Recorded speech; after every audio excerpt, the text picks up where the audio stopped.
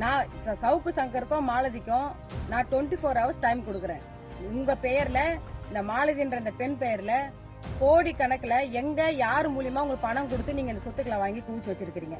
அந்த பணம் உங்களுக்கு எந்த வழியா வந்தது, யாரு கொடுத்தாங்கன்றத 24 hours நாட்டு மக்களுக்கு நீங்க உரிய ஆதாரத்தோட வெளியிடணும். அப்படி வெளியிடலன்னா என்னுடைய தலைமையில இந்த சவுக்கு மீடியா நெட்வொர்க் இயங்குற இடத்த முற்றுகையிட்டு உனக்கு தக்க பாடம் புகட்டும்ன்றத நான் இந்த காணொலி வாயிலா தெரிவிச்சுக்கிறேன்.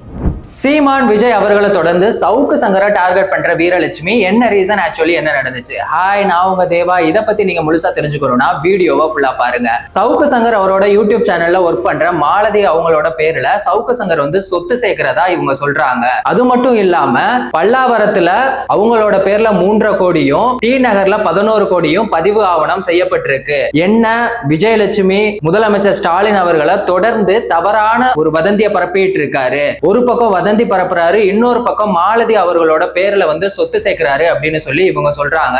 விஜய் அவர்களுக்கு 15 நாள் கெடு கொடுத்த மாதிரி சவுக்கு சங்கர் அவருக்கு 24 மணி நேரம் டைம் கொடுத்திருக்காங்க. அப்படி நீங்க இந்த சொத்து சேர்த்ததுக்கான முழு விவரத்தை கொடுக்கல அப்படின்னா சவுக்கு மீடியா நெட்வொர்க்கை நாங்க அவரோட ஆபீஸை முற்றுகையிடுவோம் அப்படின்னு சொல்லியிருக்காங்க. இது ஒரு பக்கம் இருக்க. டிரைப்ஸ் அப்படிங்கிற யூடியூப் சேனல்ல கரிகாலன் அவர் ஜேர்னலிஸ்ட், அது மட்டும் இல்லாம அந்த யூடியூப் சேனலோட ஃபவுண்டர். அவர் என்ன சொல்லியிருக்காரு அப்படின்னா, மாலதி அவர்கள் பல்லாவரத்துல வாங்கின வீடு 1,42,00,000. ஆனா அவங்க கணக்கு காட்டியிருக்கிறது 3 கோடி.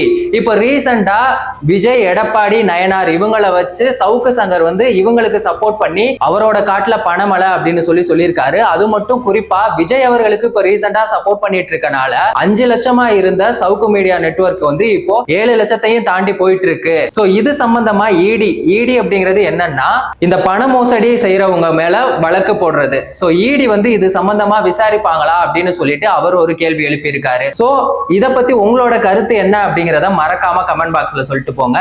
வேறொரு வீடியோல வேறொரு கண்டென்ட்ல நான் உங்களை சந்திக்கிறேன். நன்றி, வணக்கம்.